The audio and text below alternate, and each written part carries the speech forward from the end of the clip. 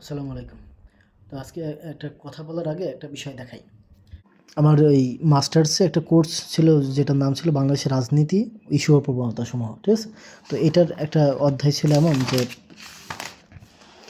এই সংবিধানের সংশোধনী এমন একটা অধ্যায় ছিল। তো অধ্যায়ের মানে সংবিধান সংশোধন সংশোধন কতবার হয়েছে এই বিষয়ে একটা অধ্যায়।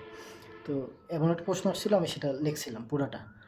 তো বাংলাদেশে এ পর্যন্ত মোট ১৭ বার সংবিধান সংস্কার হয়েছে। তো এই কথাটা আজকে কী জন্য বলতেছি, বর্তমান বাংলাদেশে একটা চলতেছে, মানে রাজনৈতিক চোট্টামি। রাজনৈতিক চোট্টামিটা কেমন, যে বাংলাদেশের ইতিহাসে সবচেয়ে নেক্কারজনক বা সবচেয়ে ঘৃণিত সংবিধান সংস্কার বা সংবিধান সংশোধন হয়েছে হলো ২০১১ সালে পঞ্চদশ সংশোধনী বা ১৫তম যে সংশোধনটা, যেটার মাধ্যমে তত্ত্বাবধায়ক সরকার বাতিল করে শেখ হাসিনা সরকার।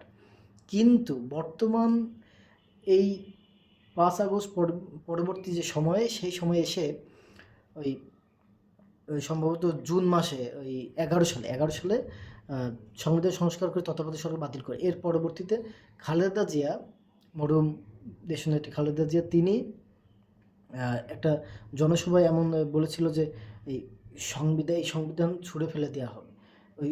ওই সংশোধনীর কথাটাকে উল্লেখ করে বলে এই সংবিধান মূলত মানে নির্বাচনী ইশতেহার মূলত তাদের এইটা। তো এই যে কথাটাকে মিসলিড করতেছে, এটা কিন্তু জামাতের ভাইরাও জানে, কিন্তু এটা রাজনৈতিক চোট্টামি করতে হবে এই জন্য করতেছে।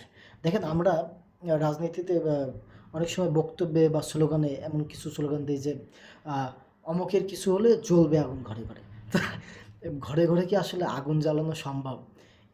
এটা একটা রূপক, মানে ধরেন যদি এমন কিছু হয়, আমরা আন্দোলন আরও গতিশীল করব, বেগবান করব, বা তীব্র থেকে তীব্রতর আন্দোলন করব বা প্রতিরোধ করব, এইটা বোঝানোর জন্য।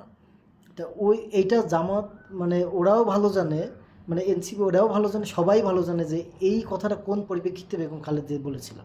কিন্তু বর্তমান সময়ে এসে এটাকে কি সুন্দরভাবে রাজনৈতিক জোচ্চুরি বা রাজনৈতিক চোট্টামি করা যায়, এই এইটা মানে এইটা নিয়ে আবার তর্ক বিতর্কও করতে হইতেছে। এটা নিয়ে আমাদেরকে আবার কথাও বলতে হইতেছে। এই বিষয়টাই হলো সবচেয়ে দুঃখজনক।